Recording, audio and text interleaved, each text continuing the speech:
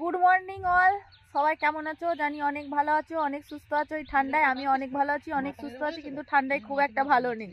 তো সকাল সকাল দেখতে পাচ্ছ মাঠের মধ্যে চলে এসেছি। তো মাঠে কি করতে এসেছি তোমাদেরকে দেখাবো। দেখবো আমাদের একটা মানে খুব অল্প পয়সায় একটা ভালো কিচেন পাওয়া গেছে মাঠে টানার জন্য। অভাবের সংসার এসে গেছে, তাই জন্য অভাবটা মেটাবার জন্য আমাদের একটা কিচেন নিয়ে আসা হয়েছে। তো অনেক দামি, মানে পাওয়া যাবে না, যখন তখন এই কিচেনকে কেউ পাবে না। তো যাই হোক, আজকে খুব কষ্ট করে আমরা পেয়েছি, তো তোমাদের দেখাচ্ছি। অনেক কষ্ট করে পাওয়া গেছে, তো সকাল সকাল সেটাই তোমাদেরকে দেখাবো বলে আমি দেখো মাঠে এসেছি বাড়ির থেকে দেখো অনেকটা দূরে। এই যে সেই হচ্ছে আমাদের নাগারে কিচেন। এই যে দেখো সকালবেলায় মুখে ব্রাশ নিয়ে মাঠে আলু টানতে এসেছে। বড্ড অভাব পড়েছে সংসারে, জানো। বলে না সেই মানুষের অভাব না হলে সে কোনোদিন সেই ঠেলাই পড়ে সে কি বলে না একটা কথা, আমি বলতে পারলাম না, সেইটা হয়েছে আমাদের এই মানুষটা। বলছে কি করব, করে তো খেতে হবে। যাই হোক আলু ফালু টেনেও, হ্যাঁ কোনো কাজ বাকি নেই, তবে একটু টেনেই দেখি নাকি। তো কত সুন্দর আলু টানছে দেখো, কিন্তু লাইনটা একটু বেঁকে যাচ্ছে। এই দাদা তুমি টানলে এটা দেখো কত সুন্দর হয়েছে, তোমার ভাই টানছে দেখো গর্ত হয়ে যাচ্ছে, মানে খুঁড়ে খুঁড়ে তুলছে। তোমার কাজটা হালকা হওয়ার জন্য তুই তো বলবি ঠিক আছে।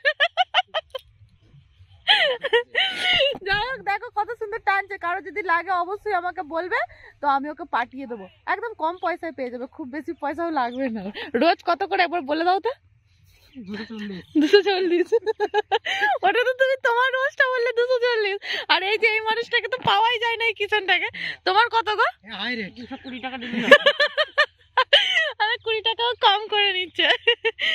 যাক, এই যে পুরো এখন দেখো, কদিন আগে কিন্তু মাঠটা হ্যাঁ সেই সাদা হয়েছিল, দেখো কদিন গেল, হ্যাঁ 1 মাস মতন গেল। দেখো আলুগুলোর সব গাছগুলো দেখো, এই সামনের গাছগুলো বড় হয়ে গেছে। কেন ওরা আগে বসিয়েছিল, আর এইগুলো এই যে নাবিতে বসিয়েছে বলে, মানে লাবিতে আর কি, ওর অনেক পরে সেই বৃষ্টি হলো না একবার, বৃষ্টির সময় যারা বসিয়েছিল তাদের গাছগুলো এত বড় বড় হয়ে গেছে। এই যে আর এখন এই গাছটা এত ছোট আছে কেন, বৃষ্টির পরে যে আলুগুলো বসিয়েছে তাদের এখন ছোট আছে না, তাদের এই লাবি করি আলুটা উঠবে, আর এদের আগে উঠে যাবে। এদের গাছ বড় হয়ে গেছে, নিচে গাছ পাকতেও ধরে গেছে। এই যে গাছটা যখন পুরো সেই বলে না পেকে যায়, এরকম পাতাগুলো লাল হয়ে যায়, তখন আলু হয়ে গেছে। এখন এটা হোঁটকালে কিন্তু আলু পাওয়া যাবে। চুরি করবো নাকি আলু? হ্যাঁ 2টা আলু চুরি করবো, নতুন আলুর দম হবে।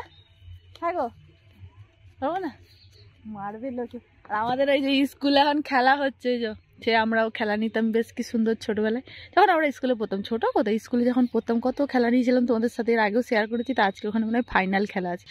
বড় হয় তোমার ছেলেটা তো দেখবে, হ্যাঁ সত্যি তো আমার বাপটা আমার জন্য কত কষ্ট করেছে গো, মাঠে আলু টানতে গেছে। এই ঠান্ডার মধ্যে ওয়েদারটা দেখো পুরো একদম অন্ধকার হয়ে আছে চারিদিক, আমরা এখানে দাঁড়িয়ে আছি, আমাদের কি ঠান্ডা লেগে যাচ্ছে। ঠিকই তো, বাপেদের এইটাই তো দায়িত্ব বলো। বড় হয়েই ছেলেরা আর দেখছে না, এটাই এখন ব্যাপার হয়ে গেছে। তুমি তোমার কর্তব্য করে যাও, ও বড় হয়ে ওর কর্তব্য করবে। ঠিক আছে, তুমি কাজ করতে থাকো। আমরা এই যে হাতে ব্রাশ নিয়ে মাঠে এসেছি দাদার আলু টানা দেখতে। তোমাদের দাদা ভাইকেও এই মকা একটুখানি কোরালটা ধরিয়ে দিলাম, এমনি তো আর পারবো না, তাই জন্য এখন ধরিয়ে দিলাম। হে এভরিবডি, তোমরা সবাই কেমন আছো? জানি অনেক ভালো আছো, অনেক সুস্থ আছি। জানি ভালো আছি, কিন্তু খুব একটা ভালো নেই। ওয়েদার হিসেবে বলছি আমিও ভালো আছি আর সুস্থ আছি। তো সকাল সকাল রেডি হয়ে আমি তোমাদের সামনে হাজির হয়ে গেছি। আজ 19 তারিখ, গতকাল ভিডিওটা কন্টিনিউ করতে পারিনি 18 তারিখে। তো কাল তো প্রচণ্ড বৃষ্টি হয়েছে, সেটা তো তোমরা সবাই জানো। ওয়েদারটা খুবই খারাপ ছিল, যার কারণে সবাই তো লেপের ভিতর থেকে একদমই বেরোচ্ছিল না, মানে লেপ কম্বল যা পেয়েছে সব মানে গুটি দিয়ে একদম কি বলবো। তো আমাদেরও সেরকম সেম পজিশান ছিল, তো আমাদেরও সেমই অবস্থা ছিল। আমরাও কালকে খুব একটা ভালো ছিলাম না, এত ঠান্ডা ছিল। তবু ঠান্ডাতেও আমার খুব কষ্ট হয়েছে, কেন আমি ভিডিও এডিট করেছি, আমি তো কালকে মানে লেপ কম্বলের গরমটাই কি আমি কালকে বুঝতে পারিনি, সেই একবারে রাত্রিবেলায়। তো এখন রেডি হলাম, স্নান টান করলাম, পরে ভাবলাম ব্লগটা শুরু করি, যেহেতু কাল থেকে ব্লগটা শুরু করা হয়নি। তো অনেক খুশির খবর আছে, তোমাদের সাথে অনেক কিছু শেয়ার করব। তো আজকে এখন আমি রেডি হয়ে যাব ডক্টরের কাছে। কেন তোমরা সবাই অনেকেই কমেন্ট করছো, তো কমেন্টে কিসের জন্য করছো সেটাও বলছি। তো ডক্টরের কাছে কেন যাব? ডক্টরের কাছে এই জন্যই যাবো, আমার স্কিনের খুবই অবস্থা খারাপ, তো তোমাদেরও ভালো লাগছে না। তোমরা আমাকে অনেকেই কমেন্ট করছো, দিদি ভাই তুমি মুখটা ঠিক করো, ডক্টর দেখাও। তো আমার সমস্যা এটা, তো 2 মাস 3 মাস ভালো থাকে মুখটা, তো তারপরে আবারও এরকম হয়। তো প্রচণ্ড জল খাওয়া কম হয়, আমার জলের কমিটা অনেকই কম। তো দেখা যাক ডাক্তারে কি বলে, ঠিক করতে পারে কিনা। এর আগে অনেক দেখিয়েছি, সেই 15 বছর বয়স থেকে বন্ধুরা আমার এই প্রবলেম ঠিক আর হচ্ছে না। তো অনেক ডাক্তার দেখিয়েছি, আমি ঠিক করতে পারিনি। জানি না কবে ভগবান আমার এই পিম্পলগুলোকে গায়েব করে দেবে, চুটকিতে গায়েব হয়ে যাবে। তার জন্য জানি না আরও বিশেষ কারণ আছে যার কারণে আমার মুখটা আরও ঠিক করা, তো এখন সেটা বলছি না। তো সেটার কারণে আমি আরও ঠিক করছি, সবই তোমরা জানতে পারবে আস্তে আস্তে। তো চলো এখন যাওয়া যাক, বাকি পরে তোমাদের সাথে।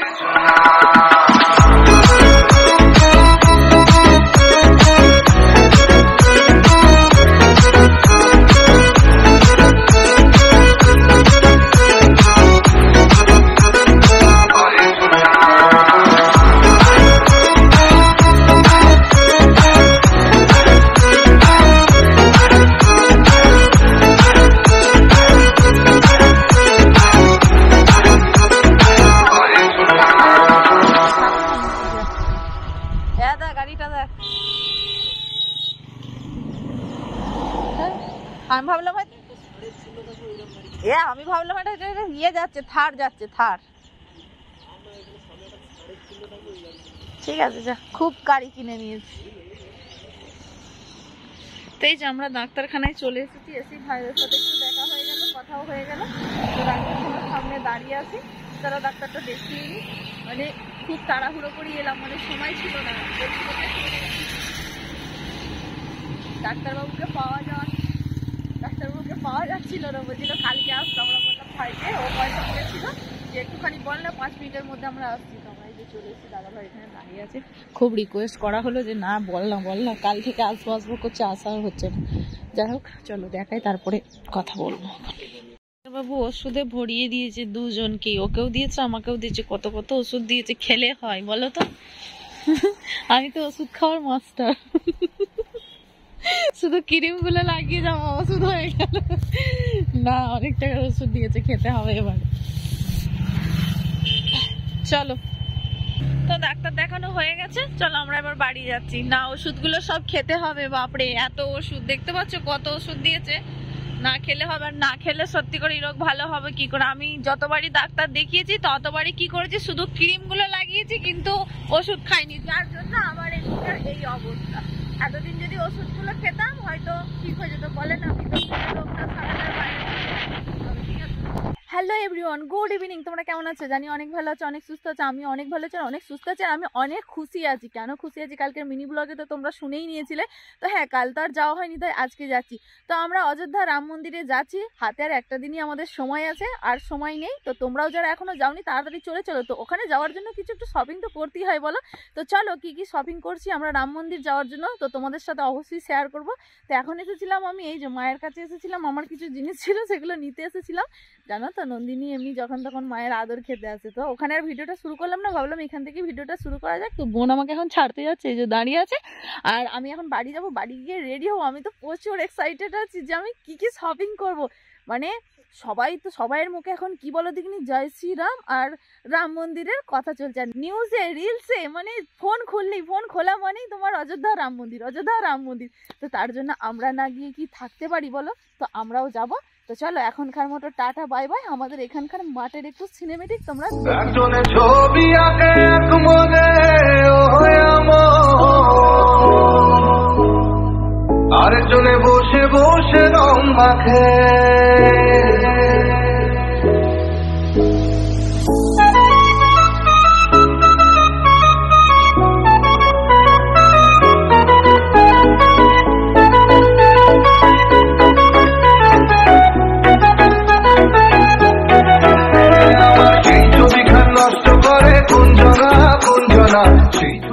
খাবার মতো সিনেমেটিকটা কেমন লাগলো? আমিও যেমন খাবার মতো করছি আর তোমরাও ঠিক সেরকম খাবার মতো দেখছো বলো। আমি যা করবো তোমাদের তাই ভালো লাগে। তোমার ঘরে বসত করে কয়জনা তুমি জানো না, তোমার ঘরে বসত করে কয়জনা, তোমার ঘরে বসত করে জানো না, তোমার ঘরে বসত করে কয়জনা তুমি জানো না, তোমার ঘরে বসত করে কয়জনা।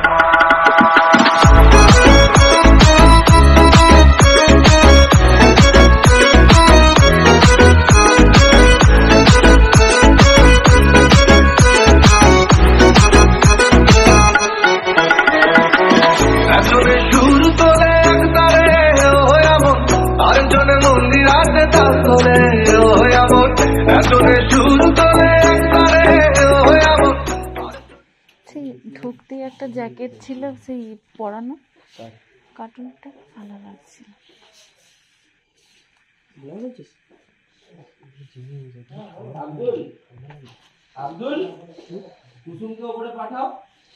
ঠান্ডা লাগবে, লাগবে ঠান্ডা লাগবে, অসুবিধা নেই।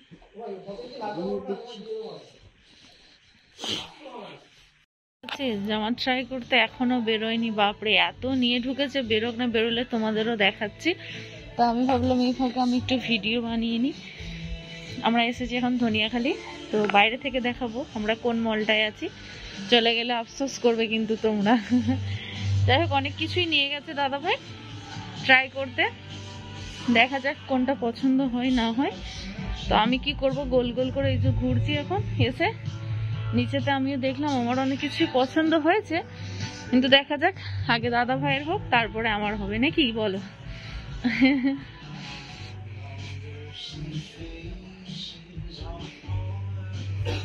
কোনটা কোনটা হলো? এটা, এগুলো হেস, কত শপিং করছো তুমি।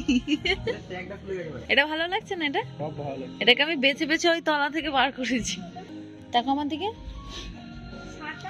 এই যে কত নিয়ে ঢুকেছিল, দেখো।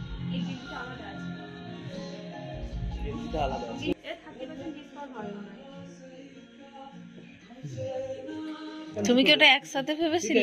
এটা একসাথে ছিল না, ওগুলো আলাদা আলাদা করে দিয়ে রেখেছে।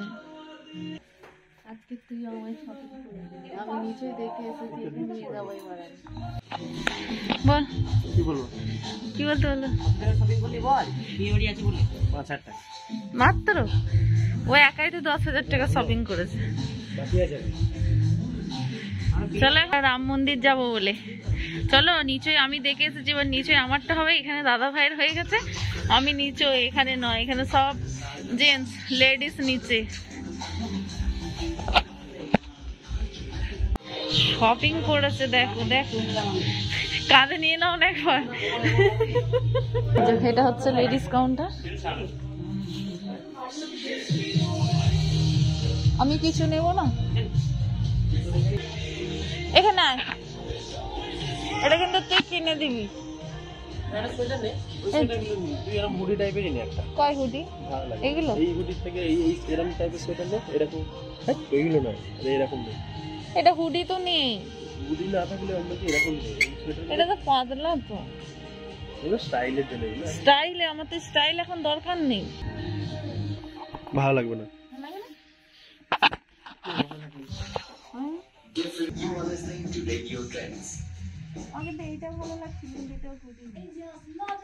এই যে এটা আমি ট্রাই করতে এলাম, এই যে হুডিটা, তো বলছে ভালো লাগছে। এটা কেমন লাগছে অবশ্যই কমেন্ট করে জানিও। এই যে আমার কিন্তু অতটা খাস লাগছে না, এটা আমার জন্য মোটামুটি জিনিসটা ভালো, কিন্তু আমার জন্য অতটা মন পছন্দ হচ্ছে।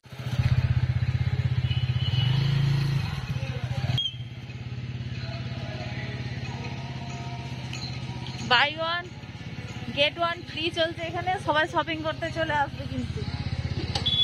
তো এই যে আমরা এখন এসেছি এম বাজারে, ওখানে শপিং তো দাদা ভাইয়ের হয়েছে, এখনো কিছু শপিং করা বাকি আছে। এখন সময়টা তোমাদের বলি 8:28। না এখানে দেয়, আমি করেছিলাম। তো যাই হোক, এখানে চলো কিছু শপিং করার আছে, এখানে শপিংটা করে নিই। কিছু এখানেও কেনাকাটা বাকি আছে, তো ওখানে যা করার তো করলাম, এবার চলো দেখি এখান থেকে কি নিয়ে আসবে। এই যে সোয়েটার আর পছন্দ হচ্ছে না, এটা দাদা ভাই নিজের পছন্দ করেছে, কিন্তু এটা পরে ভালো লাগছে, খারাপ একটা লাগেনি, কালারটা একদম হালকার মধ্যে, এই যে ভালোই লাগছে।